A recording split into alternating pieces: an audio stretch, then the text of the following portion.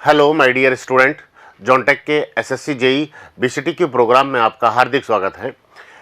इस प्रोग्राम में हम एसएससी जेई में जो प्रीवियस ईयर के क्वेश्चन जो पूछे गए हैं उन सभी क्वेश्चंस का हम सॉल्यूशन करते हैं और देखते हैं कि किस प्रकार का एसएससी एग्जामिनेशन का मूड होता है क्वेश्चन पूछने का और किस प्रकार के क्वेश्चन पूछे जा सकते हैं उनके बारे में हम डिस्कस करते हैं।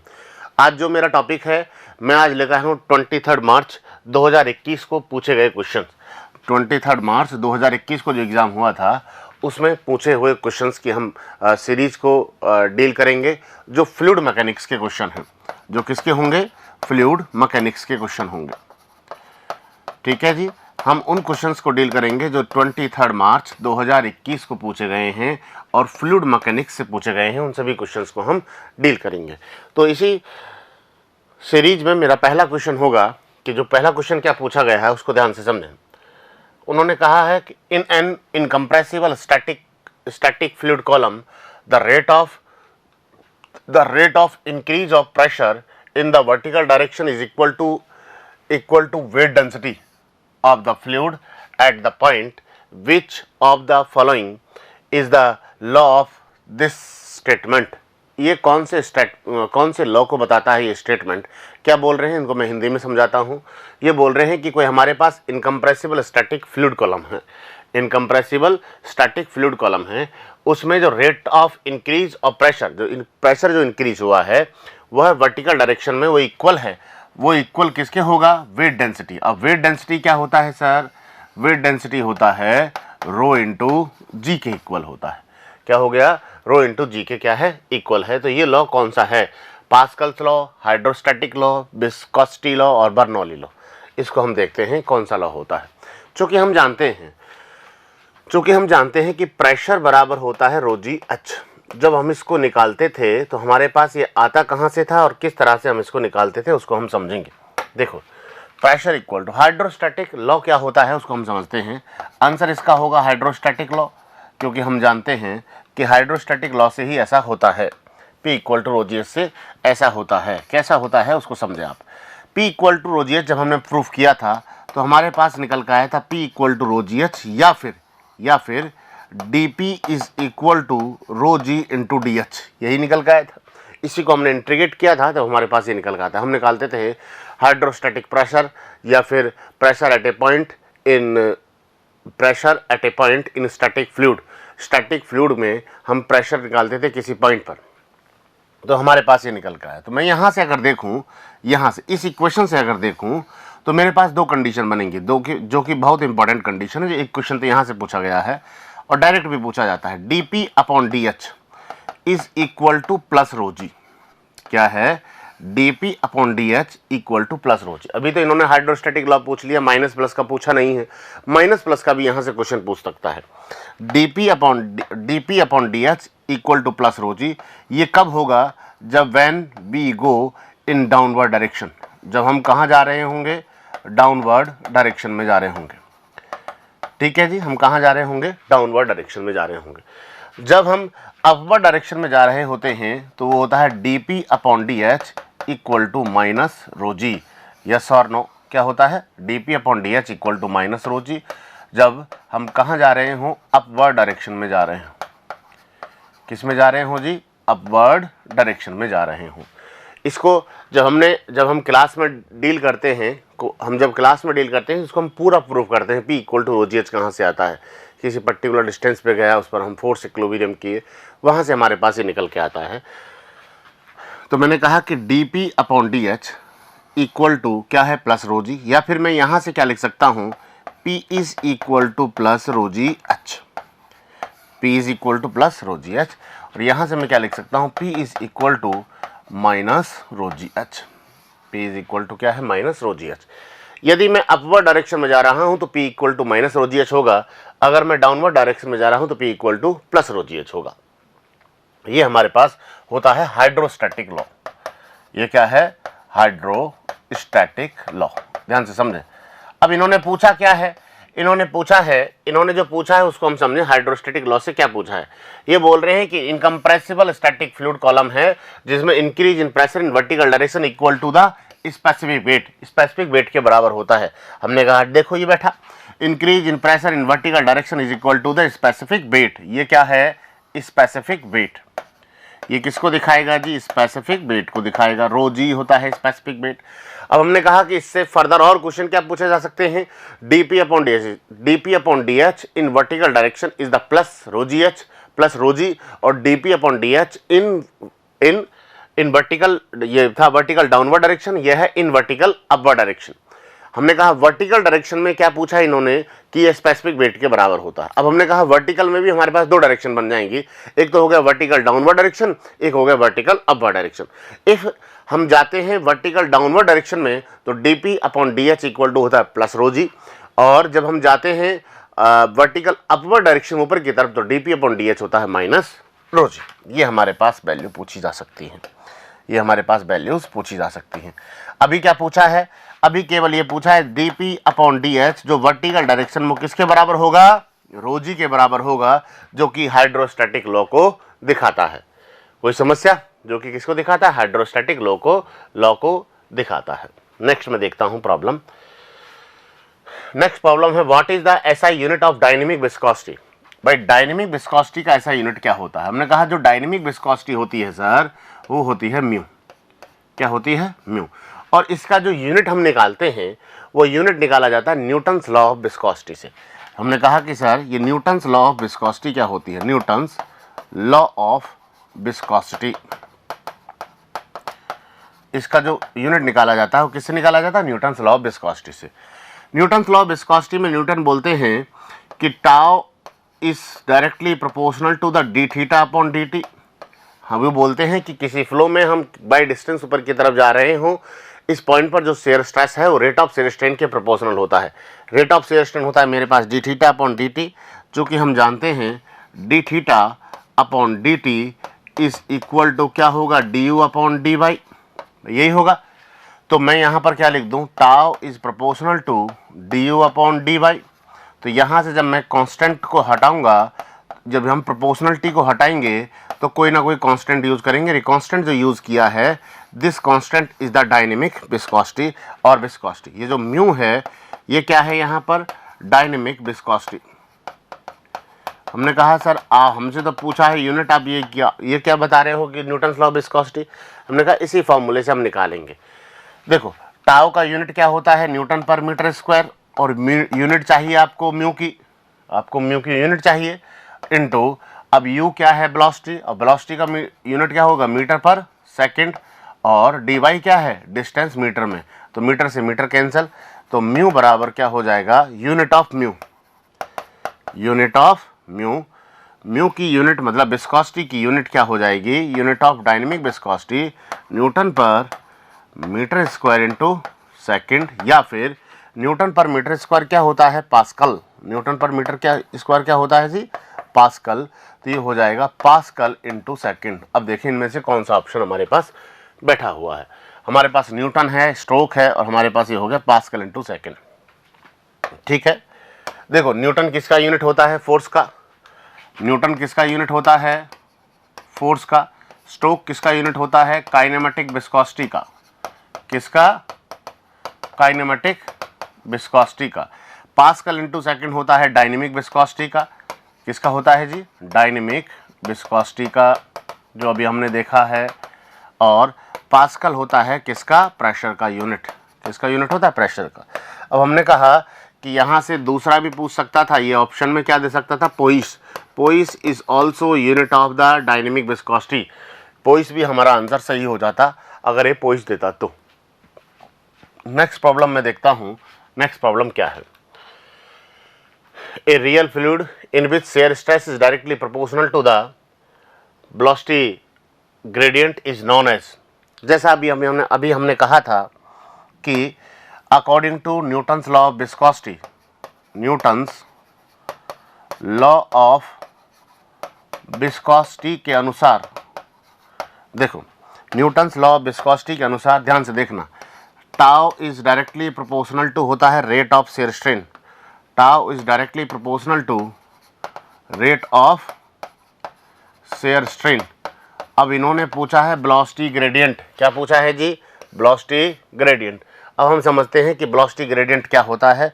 देखो हम जानते हैं, चूँकि हम जानते हैं D theta upon D t मेरे पास निकल के आया था d you upon D Y के। जो d theta upon D t होता है, ये होता है d theta upon D t होता है, ये होता है रेट ऑफ शेयर स्ट्रेन, और क्या बोल सकता है, रेट ऑफ एंगुलर डिफॉर्मेशन। देखो मैं आपको बता दूं, जो आप क्वेश्चन ये देख रहे हो, ये क्वेश्चन इन्हीं टॉपिक से और क्वेश्चन बनेंगे भाई। फ्लूइड मैकेनिक्स के तो यही टॉपिक होंगे, इन्हीं टॉपिक से क्वेश्चन बनेंगे। इनसे जो अब की बार ये क्वेश्चन पूछा गया है, अगली बार इसी टॉपिक से दूसरा क्वेश्चन पूछा जाएगा, उसको मैं साथ साथ डील कर रहा हूँ। ठीक है, आपको एग्जाम में बहुत फ़ायदा मिलेगा। ये होता है वेलोसिटी ग्रेडियंट, वेलोसिटी ग्रेडियंट हम लिखते हैं यहाँ पर इन ट्रांसवर्स मतलब बाई डायरेक्शन, यहाँ पर ऑफ फ्लो। यहाँ पर एक्स डायरेक्शन में अगर फ्लो हो रहा है तो वो बाई डायरेक्शन होगा, मतलब ट्रांसवर्स डायरेक्शन में होगा। ट्रांसवर्स का मतलब होता है लंबवत direction, perpendicular direction.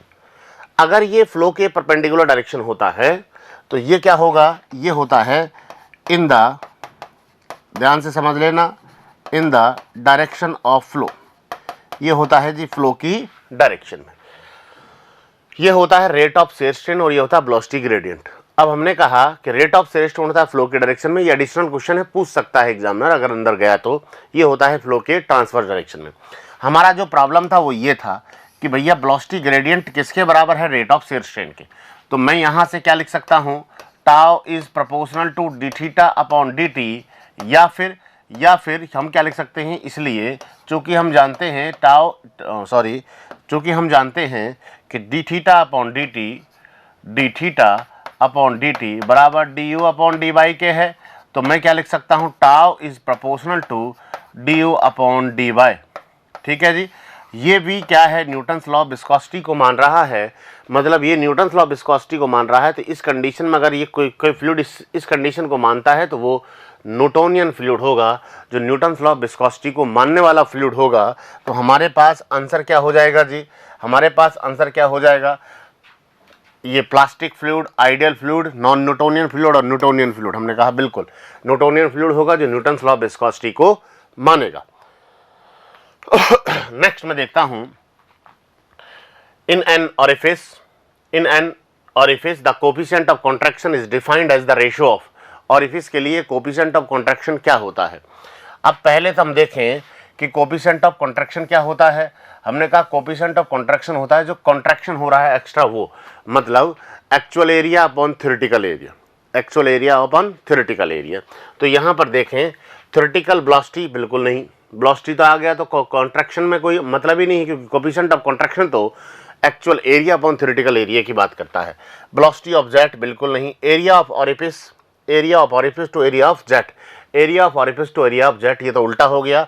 Area of jet at vena contracta to the area of orifice, बिल्कुल सही है। Area of jet to the vena contracta to the area of orifice, ये सही है। अब देखो क्या है ये, हम जो ऑरिफिस मीटर पढ़ते हैं जब हम ऑरिफिस मीटर पढ़ते हैं तो उसमें देखें कि हम कैसे इसको बनाते हैं। हमारे पास जो डिवाइस होती है ये ऑरिफिस, ये किस तरह से होती है, इस तरह से, ये अब जो मिनिमम क्रॉस सेक्शनल एरिया है ना सर, ये मिनिमम क्रॉस सेक्शनल एरिया है 1 और इसको मैंने 2 और सॉरी इसको मैंने बोला 1। हमारे मिनिमम क्रॉस सेक्शनल एरिया को मैंने क्या बोल दिया जी, सी। और जो सी होता है ना, ये मिनिमम क्रॉस सेक्शनल एरिया होता है, इसको हम बोलते हैं वेना कॉन्ट्रैक्टा। ठीक है जी, इसको हम क्या बोलते हैं, वेना कॉन्ट्रैक्टा। तो हमारे पास जो कोफिशिएंट ऑफ कॉन्ट्रैक्शन निकल के आता है वो निकल के आता है area of AC upon area of 2। This is the area of orifice और area of 2, this is the CC। ये होता है कोफिशिएंट ऑफ कॉन्ट्रैक्शन। क्या है, कोफिशिएंट ऑफ कॉन्ट्रैक्शन CC। तो हमारे पास क्या हो जाएगा answer, area of jet at vena contracta to the area of orifice, मतलब ये होता है एक्चुअल एरिया, ये होता है थ्योरेटिकल एरिया, जो जिसे हम बोलते हैं कोफिशिएंट ऑफ कॉन्ट्रैक्शन। और यहाँ से क्या क्वेश्चन पूछा जा सकता है उसको हम समझने की कोशिश करते हैं। ऑरिफिस मीटर के लिए डिस्चार्ज एक्चुअल की अगर मैं बात करूं, ध्यान से समझना, डिस्चार्ज एक्चुअल होता है एरिया एक्चुअल, क्या होगा, area actual into velocity actual, और यहां पर क्या होगा, area theoretical equal to area theoretical into velocity theoretical. Discharge theoretical बराबर एरिया थ्योरेटिकल और वेलोसिटी थ्योरेटिकल। ध्यान से समझना, ये क्या हो गया, actual discharge upon theoretical discharge, ये होता है coefficient of discharge, coefficient of discharge, this is the CD। और ये actual area upon theoretical area, अभी आपने देखा है coefficient of contraction, this is the CC। Actual velocity upon theoretical velocity आप जानते हैं ये होता है coefficient of velocity, this is the CB। तो हमारे पास क्या हो जाएगा, CD बराबर CC इंटू CB। ये भी क्वेश्चन पूछा जा सकता है जब आप और क्वेश्चन कर रहे होंगे या फिर आपके एग्जाम में, जब आप एग्जाम दे रहे होंगे तो ये क्वेश्चन आपको देखने को मिल सकता है। किससे, ऑरिफिस मीटर से। जो अभी हमारे पास जो ऑरिफिस मीटर से क्वेश्चन पूछा है उसका आंसर है D, area of jet at the vena contracta to the area of orifice. Next problem देखता हूं, if the velocity potential phi exist in the fluid flow then the flow said to be. देखो ध्यान से समझना, velocity potential function क्या होता है, velocity potential function is phi. दो प्रकार के मेरे पास फंक्शन हैं, पहले मैं इसके आंसर की बात करूंगा, फिर इसके बाद मैं एडिशनल बात करूंगा।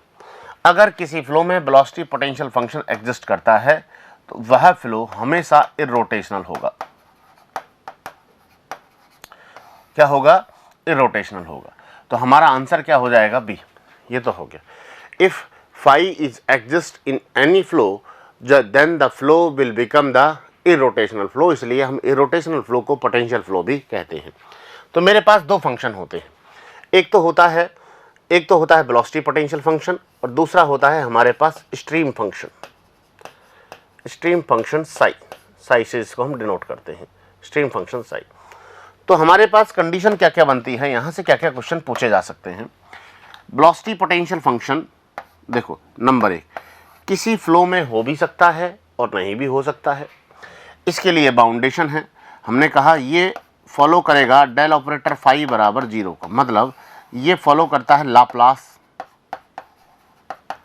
लाप्लास इक्वेशन को।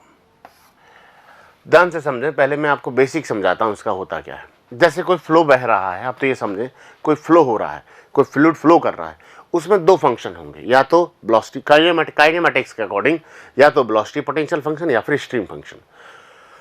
वेलोसिटी पोटेंशियल फंक्शन हो भी सकता है, नहीं भी हो सकता, लेकिन स्ट्रीम फंक्शन हमेशा होगा, ये इसकी कंडीशन है। क्या होता है, जब हम इसको प्रूफ करके लाते हैं तो वेलोसिटी पोटेंशियल फंक्शन को जब वैल्यू निकल के आती हैं उनको हम पुट करके देखते हैं u, v और w की वैल्यू को कंटिन्यूटी इक्वेशन में, तो हमारे पास एक बाउंडेशन आती है, ये Laplace equation. If Laplace equation is satisfied then phi is exist in the flow. अगर लाप्लास इक्वेशन सेटिस्फाई करता है तो फाई फ्लो में एग्जिस्ट करेगा, अदरवाइज नहीं करेगा। अगर ये फाई फ्लो में एग्जिस्ट कर रहा है तो फ्लो बाय डिफॉल्ट क्या होगा, इरोटेशनल होगा। तो फ्लो क्या हो जाएगा, इरोटेशनल। अब इन्होंने यही तो पूछा है, फाई तो एग्जिस्ट कर रहा है किसी फ्लो में। हमने कहा कि फाई एग्जिस्ट करने के लिए बाउंड्री कंडीशन होती है लाप्लास, उसको फॉलो करना चाहिए। लेकिन स्ट्रीम फंक्शन में कोई बाउंड्री कंडीशन नहीं होगी। अगर फ्लो हो रहा है तो ये होगा ही, स्ट्रीम फंक्शन होगा ही। ये कंटिन्यूटी इक्वेशन को ऑटोमेटिक सेटिस्फाई करता है। अगर इसमें हम देखें कि यहाँ पर ये डेल ऑपरेटर फाई बराबर 0 कंडीशन को फॉलो करता है, जब हम बात करें किसकी बात करते हैं, जब हम बात करते हैं किसकी, इरोटेशनल फ्लो की। तो यहाँ पर इरोटेशनल फ्लो के लिए कंडीशन है, कि ये लाप्लास कंडीशन को सेटिस्फाई करना चाहिए। किसको लाप्लास इक्वेशन को सेटिस्फाई करना चाहिए। तो हमारे पास दो बेसिक फंडामेंटल इक्वेशंस हो गई और दोनों से दो क्वेश्चन बन गए हमारे पास। ध्यान से समझें, अगर फाई किसी फ्लो में एग्जिस्ट करता है तो वो फ्लो क्या होगा, इरोटेशनल होगा। लेकिन फाई के एग्जिस्ट कराने के लिए हमें लाप्लास इक्वेशन को सेटिस्फाई करना जरूरी होगा। हमने कहा बिल्कुल सही, हम लाप्लास इक्वेशन को सेटिस्फाई करेंगे, लेकिन क्वेश्चन में उन्होंने बोला है कि वो फाई एग्जिस्ट कर रहा है। अगर कोई फ्लूइड हो रहा है, अगर कोई फ्लूइड फ्लो कर रहा है, उसमें साई ऑटोमेटिक मतलब स्ट्रीम फंक्शन ऑटोमेटिक सेटिस्फाई होगा, ऑटोमेटिक एग्जिस्ट करेगा, क्योंकि वो कंटिन्यूटी इक्वेशन को सेटिस्फाई करता है। अगर ये सेटिस्फाई है, अगर पूछे कि साई एग्जिस्ट कर रहा है, क्या फ्लो इरोटेशनल होगा? बिल्कुल सही बात नहीं है। फ्लो इरोटेशनल के लिए हम बाउंड्री कंडीशन को चेक करेंगे, वो क्या है, लाप्लास इक्वेशन अगर सेटिस्फाई कर रहा है तो ही फ्लो इरोटेशनल होगा। इस तरह से क्वेश्चंस यहाँ से पूछे जा सकते हैं।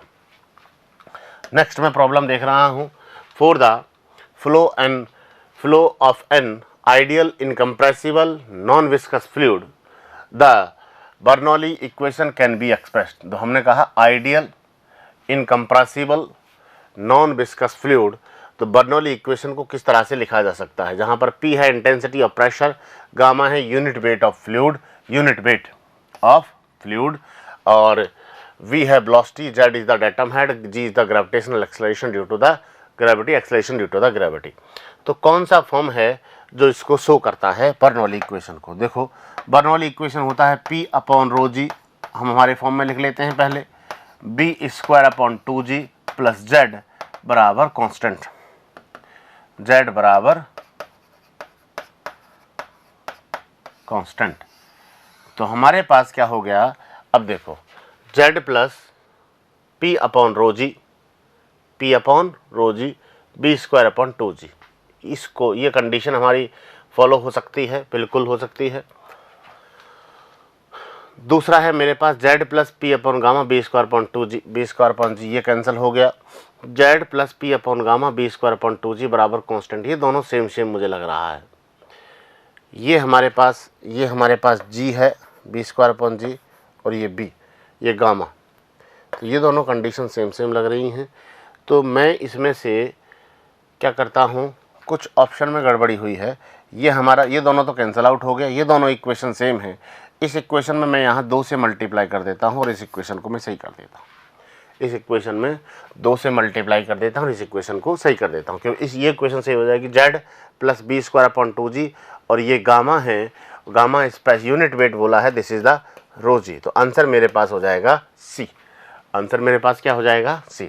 देखो, ऑप्शन में कुछ गड़बड़ी थी, तो मैंने इसको क्या कर दिया, इसको कर दिया 2 गामा, ठीक है जी, जो कि गलत हो जाएगा, आंसर क्या हो जाएगा, C सही हो जाएगा, क्योंकि V upon rho G plus B square upon 2G plus Z बराबर कांस्टेंट होता है।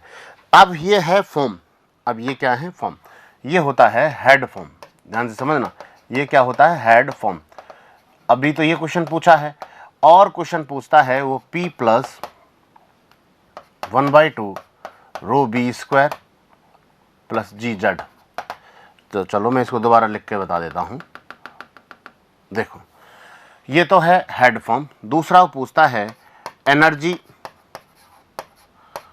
पर यूनिट वॉल्यूम फॉर्म। ये सबसे ज़्यादा क्वेश्चन यहाँ से पूछा जाता है कि बर्नौली की पर यूनिट वॉल्यूम फॉर्म क्या होती है। देखो, पर यूनिट वॉल्यूम फॉर्म होती है P प्लस, अब देखो काइनेटिक एनर्जी क्या होता है, 1/2 mv square.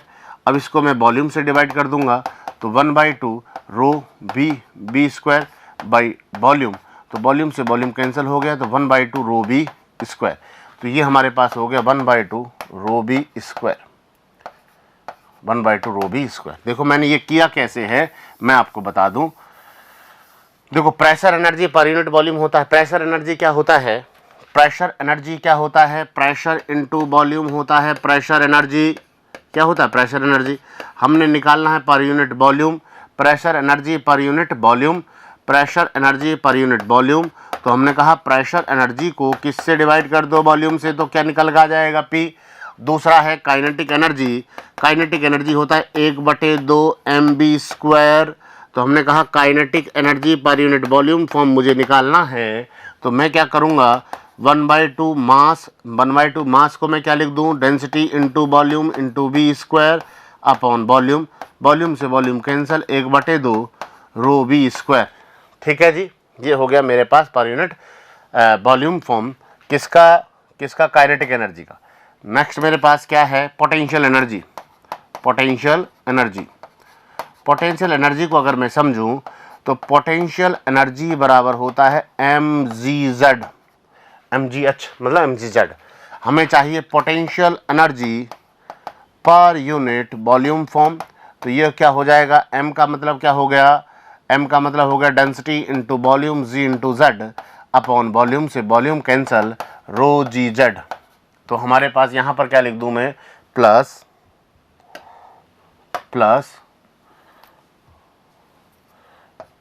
Row g z equal to constant. तो ये मेरे पास हो गया पर यूनिट वॉल्यूम फॉर्म। मतलब Bernoulli equation, Bernoulli equation in per unit volume form. Per unit volume form में ये क्वेश्चन पूछा जाता है, खूब पूछा जाता है। पर यूनिट वॉल्यूम फॉर्म में बर्नौली की इक्वेशन क्या होगी। नेक्स्ट मैं प्रॉब्लम देखता हूं कि नेक्स्ट प्रॉब्लम क्या है। नेक्स्ट प्रॉब्लम में पूछा है, for the occurrence of laminar flow through the pipe the value of Reynolds number shall be less than. अगर हमने कहा कि लेमिनार फ्लो हो रहा है किसी पाइपलाइन से, किसी पाइपलाइन से क्या हो रहा है सर, लेमिनार फ्लो हो रहा है, तो बताओ रेनॉल्ड्स नंबर की वैल्यू कितनी, किससे कम होगी। हमने कहा चूँकि हम जानते हैं कि पाइप से फ्लो हो रहा है, हमने कहा हम जानते हैं कि 4 पाइप फ्लो, अगर पाइप फ्लो के लिए आप बात कर रहे हो तो if Reynolds number is less than 2000 then flow is the laminar. ठीक है जी, अब हम हमारा आंसर देखते हैं। आंसर हो गया मेरा सी। अब हम आगे फर्दर और क्वेश्चन को देखते हैं, कोई और क्वेश्चन क्या बन सकता है। If Reynolds number is greater than 4000 then flow is the turbulent. ठीक है, ये तो हो गया लेमिनार फ्लो के लिए। दूसरा कंडीशन क्या बन सकता है, flow over the plate. Flow over the plate, किसी प्लेट से फ्लो हो रहा हो तो उस समय क्या हो रहा होगा, if Reynolds number is less than 5 into 10⁵ then flow is the laminar. तो लेमिनार फ्लो होगा। If Reynolds number is 5 into 10⁵ से ज़्यादा है तो फ्लो क्या होगा, टर्बुलेंट। क्या हो जाएगा, टर्बुलेंट फ्लो हो जाएगा। ये हमारे दूसरा बना क्वेश्चन। नेक्स्ट और क्या पूछा जा सकता है, हमने कहा for open channel flow, for open channel flow. Open channel flow के लिए अगर हम बात करें, if Reynolds number is less than 500 then flow is the laminar. क्या हो जाएगा, laminar flow. If Reynolds number is greater than 2000 तो फ्लो क्या हो जाएगा यहाँ पर, टर्बुलेंट। यहाँ पर फ्लो क्या हो जाएगा, टर्बुलेंट फ्लो। फ्लो क्या हो जाएगा, टर्बुलेंट। तो हमारे लिए आंसर ये हो गया। और भी जो कोई क्वेश्चन पूछे जाएं तो आप इनको रीड कर सकते हैं। लेमिनार जो रेनॉल्ड्स नंबर के पूछा जाता है कि इससे कम क्या होगा, इससे कम क्या होगा, वो सभी क्वेश्चन केवल यही हैं। इनके अलावा कोई क्वेश्चन फ्लूइड मैकेनिक्स से बनेगा नहीं, रेनॉल्ड्स नंबर से। नेक्स्ट मैं प्रॉब्लम देखता हूँ। A fluid flow through an orifice of an area is, area कितना है, एरिया दिया है 0.4 metre square with an actual discharge मतलब discharge actual is equal to 400 litre per second. If the theoretical velocity through the orifice, तो velocity theoretical is 2 metre पर second, 2 metre पर second. What is the coefficient of discharge, coefficient of discharge उन्होंने पूछा है। अब हमने कहा कि सर कोफिशिएंट ऑफ डिस्चार्ज क्या होता है, पहले ये समझें फिर हम देखेंगे। हमने कहा कोफिशिएंट ऑफ डिस्चार्ज होता है डिस्चार्ज एक्चुअल, जैसा अभी हमने देखा था, upon discharge theoretical. Discharge actual आपको दिया हुआ है, डिस्चार्ज थ्योरेटिकल अगर मैं निकाल दूं तो मेरे पास वैल्यू निकल के आ जाएगी। डिस्चार्ज थ्योरेटिकल कितना होगा, देखो डिस्चार्ज थ्योरेटिकल होगा area theoretical into velocity theoretical. Discharge theoretical बराबर कितना हो जाएगा, एरिया थ्योरेटिकल कितना है 0.4 और वेलोसिटी थ्योरेटिकल कितना है 2 metre per second equal to 0.8 metre cube per second. ये आया मेरे पास, यही आया ना 0.8 metre cube per second. 0.8 metre cube per second को मैं क्या कर सकता हूँ 800 लीटर पर सेकंड, यही कर सकते हैं ना 800 लीटर पर सेकंड। इसको 10 की घात 3 से मल्टीप्लाई कर दो, कितना आ जाएगा 800 लीटर पर सेकंड हो जाएगा। तो हमें क्या चाहिए, coefficient of discharge. Coefficient of discharge is equal to discharge actual upon discharge theoretical. Actual discharge कितना है 400 लीटर पर सेकंड, थ्योरेटिकल डिस्चार्ज कितना हो गया 800 लीटर पर सेकंड। तो यहाँ से कितना आ गया 0.5, आंसर है क्या 0.5, हमने कहा है। इस तरह से इस क्वेश्चन को किया जा सकता है, कोई कैलकुलेटर की आवश्यकता नहीं है, कोई किसी डिवाइस की आवश्यकता नहीं है, सिंपल है। इन्होंने एरिया दिया हुआ है और थ्योरेटिकल वेलोसिटी दिया है, मैंने एरिया इंटू वेलोसिटी करके थ्योरेटिकल डिस्चार्ज निकाल दिया। एक्चुअल डिस्चार्ज इन्होंने दिया हुआ है, उनको डिवाइड करने के बाद मैंने इनका वैल्यू निकाल लिया। 0.5 क्या आया मेरे पास, कोफिशिएंट ऑफ डिस्चार्ज की वैल्यू आई फॉर द ऑरिफिस मीटर। जो हमने ये क्वेश्चन किए हैं, ये क्वेश्चन वे थे जो 2021 वाले पेपर में पूछे गए थे, मतलब 2020 का पेपर जो 2021 में हुआ था, उन क्वेश्चन उन पेपर में पूछा गया क्वेश्चन है। इस तरह से मैं सभी पेपर्स की सीरीज लेके आऊँगा, सभी पेपर्स की सीरीज लेके आऊँगा, जितने भी क्वेश्चन पूछे गए हैं 2020, 2019, 2018, 2017, 16, 15, 14, इस तरह से जो भी पेपर हुए हैं एसएससी के, सभी क्वेश्चंस की सीरीज लेकर आऊँगा और आपको बहुत अच्छा लगेगा, आप बहुत कॉन्फिडेंट होंगे अपने पर्टिकुलर सब्जेक्ट को लेकर।